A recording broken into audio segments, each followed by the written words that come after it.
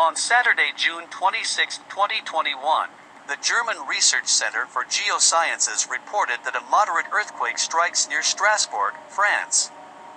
The quake hit at a shallow depth of 10 kilometers beneath the epicenter near Strasbourg, early morning at 5 a.m. local time.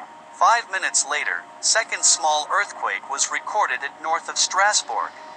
It could take several hours until authorities can conduct comprehensive damage assessments, especially in remote areas.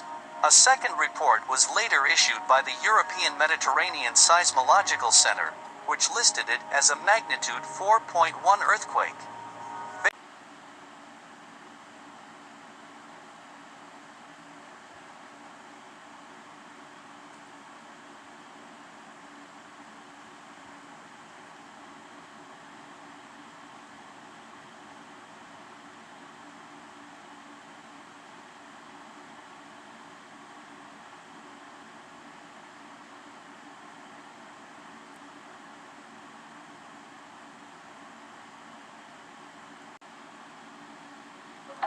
A volcano in northwest Costa Rica erupted Monday, spewing an enormous column of smoke into the air in what could be its biggest outburst in years, according to authorities. The Rincon de la Vieja volcano's nearly 3-minute eruption in the early hours of a day belched a column of smoke almost 2 kilometers high, depositing ash on surrounding areas but causing no damage or injuries.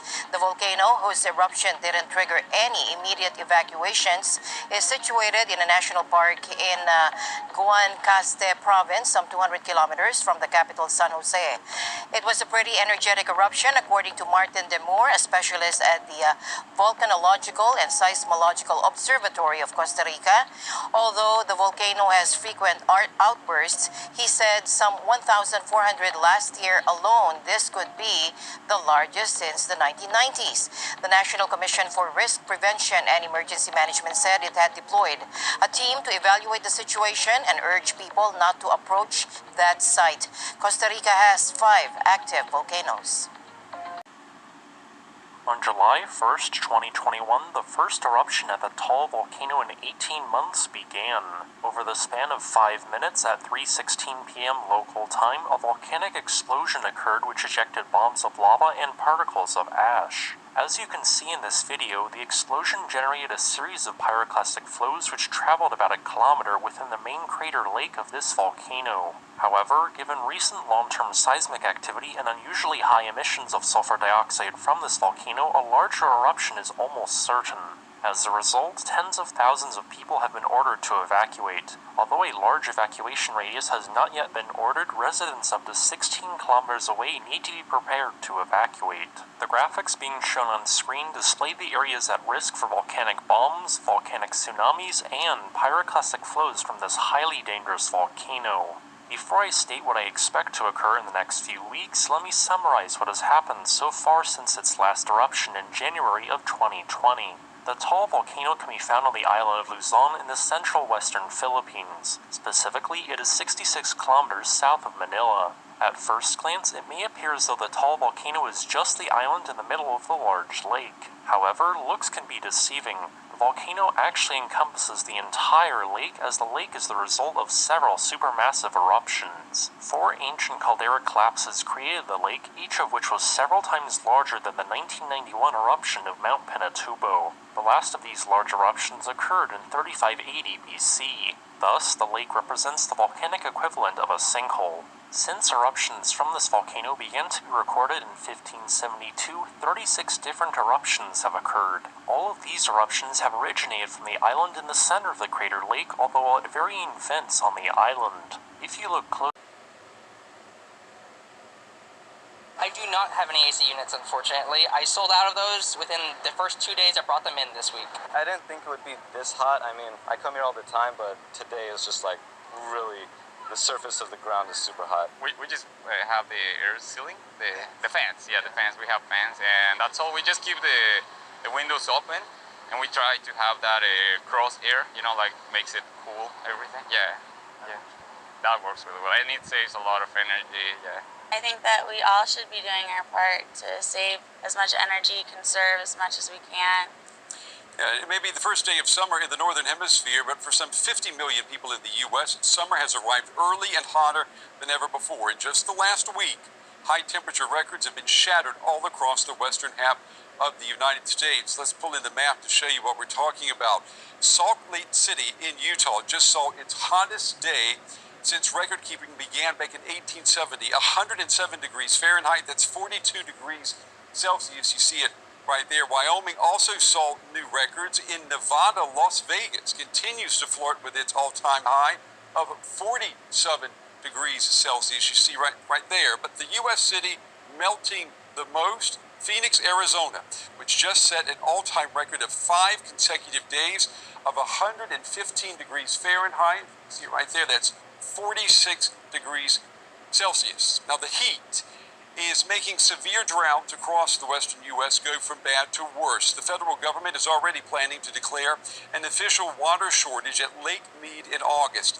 Lake Mead's waters power Hoover Dam. Now this picture, it tells the story, doesn't it? As of last week, Lake Mead's water level is at a record low and there is no relief in sight. The western U.S. is in what scientists are describing now as a climate change-induced mega drought. Some even say that this summer could be the hottest and the driest in a millennium. And less water means more fire. 2020 saw a record number of wildfires in California, Oregon, and in Washington State. 2021 is expected to be worse. Stephen Pine is a leading environmental scientist who has written extensively on fire and climate change. I want you to take a listen to how he describes what is happening. I think what we're seeing with climate change is that it is acting on and exaggerating all kinds of climatic conditions. And so it is making things worse. We're seeing more frequent fires, more severe fires. We're seeing them at a scale, not just in terms of area, largeness, but intensity plus area combining. I've got children, I've got grandchildren. What kind of world are they going to inhabit? It's going to be a very different one. If the climate change trajectory isn't flattened, then all those will be overridden. I mean, all those temporizing things, all those small-scale things we do will simply be overwhelmed. My next guest has also been sounding the alarm on the increasing number of weather catastrophes compounded by climate change. Rachel Cletus is with the Union of Concerned Scientists. She joins me tonight from Arlington, Massachusetts. Rachel, it's good to have you on the program. Last year, you testified before a U.S. House committee and you warned of heat waves, droughts, and wildfires becoming more extreme and more common. And that is exactly what is happening now before our very eyes, isn't it? Yes, absolutely. It's very, very sobering to see.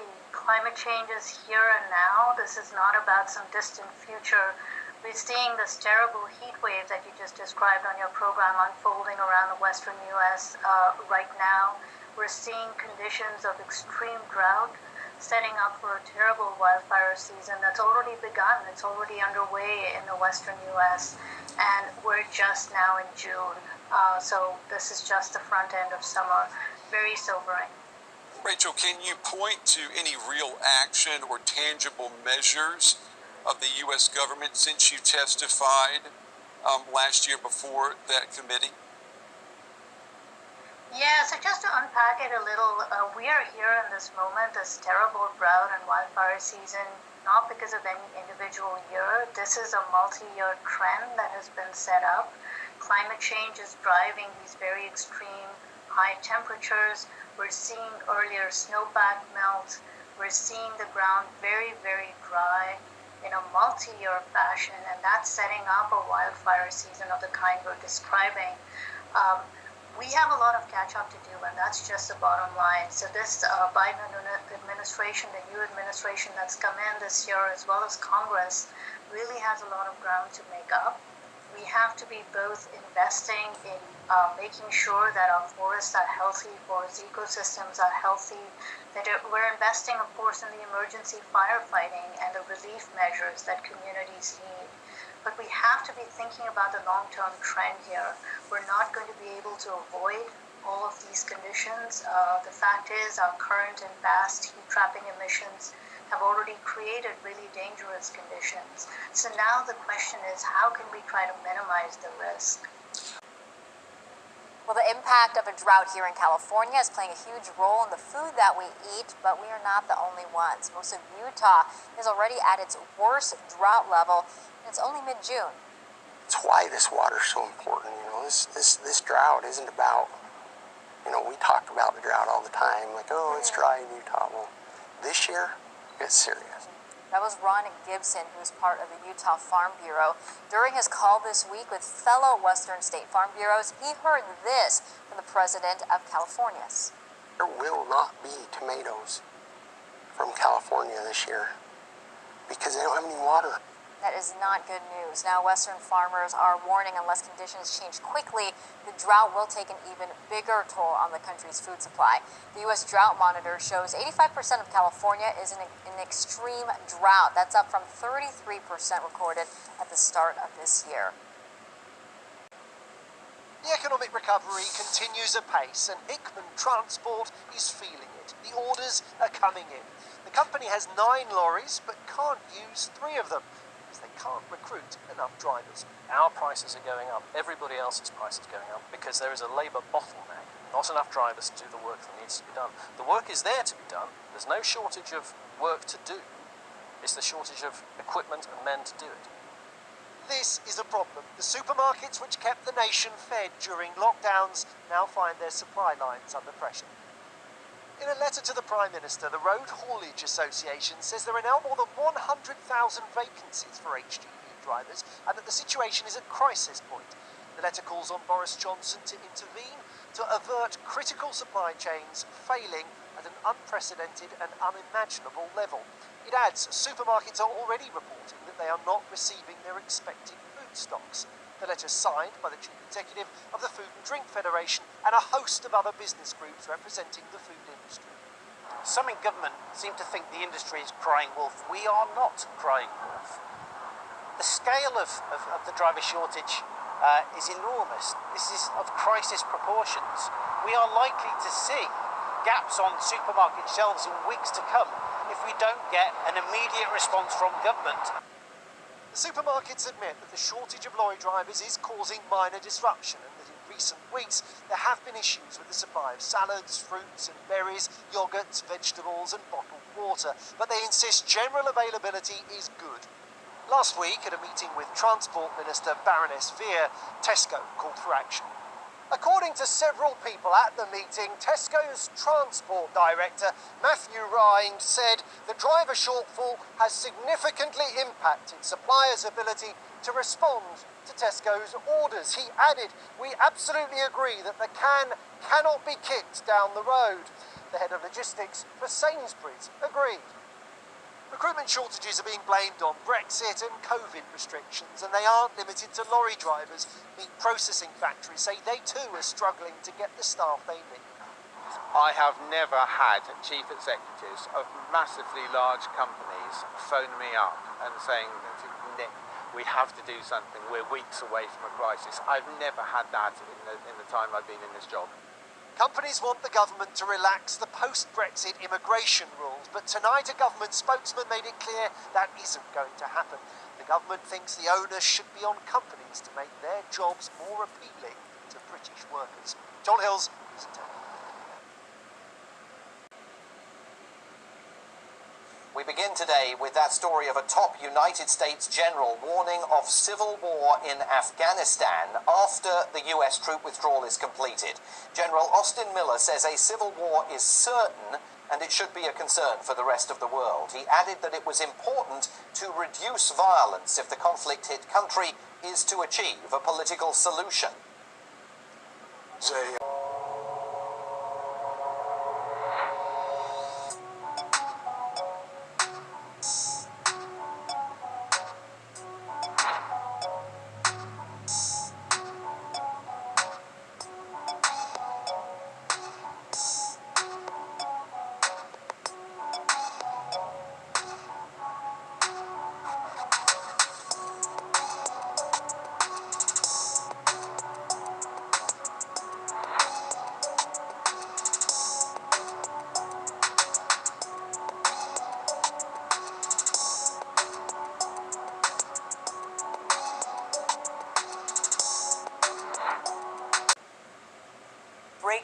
news. We're learning the U.S. military carried out airstrikes tonight against Iran-backed militia groups in Iraq and Syria. Let's get right to Monica Alba at the White House. Monica, what do we know? Late word tonight, the U.S. carried out defensive precision airstrikes against Iran-backed militia groups in the Iraq-Syria border region. The militias are believed to be behind recent drone attacks against U.S. military personnel in Iraq. President Biden ordered the military action according to a Pentagon statement, which says the president has been clear he will act to protect U.S. personnel. And given the ongoing series of attacks by Iran-backed groups targeting U.S. interests in Iraq, the president directed further military action to disrupt and deter such attacks. Returning here to the White House moments ago from a weekend in Camp David, the president ignored our questions on the strikes, indicating he would have more to say tomorrow. The airstrikes were carried out by manned aircraft, Air Force F-15s and F-16s, and a U.S. official tells NBC News they don't expect any additional strikes tonight. Intelligent life in the universe outside of Earth. It's an ancient question from early human societies to the past eras when a newscaster would sit up right here, like I'm doing with you now, and raise the question. CBS reports UFO. Friend, foe, or fantasy. Recorded by CBS News correspondent Walter Cronkite. Good evening. Reports of flying saucers are nothing new. From the beginning of recorded time, men have been seeing unexplainable things in the sky. And there's no reason to doubt they saw something. They saw something. That Walter Cronkite report ultimately dismissed the prospect of alien life, but the question is gaining traction because of evidence like this. Newly released video raising questions about the existence of UFOs. The subject of unidentified flying objects has become a matter of national security. If there's something out there that's bigger or faster and stronger, we've really got to answer that question. What is true, and I'm actually being serious here, is that there's footage and records of objects in the skies that we don't know exactly what they are. Obama putting his credibility on the line to say they really don't know what they are, which is different than spies asserting that they don't know something as a cover because they actually have some secret spaceships or technology. If you believe Obama, he's saying they see stuff they really don't understand, which brings us now to our special report on UFOs and the prospect of other intelligent life in the universe. These are topics the U.S. government tackled in an intelligence report, which included 150 instances of UFOs documented, including some on tape. My God. We're going against the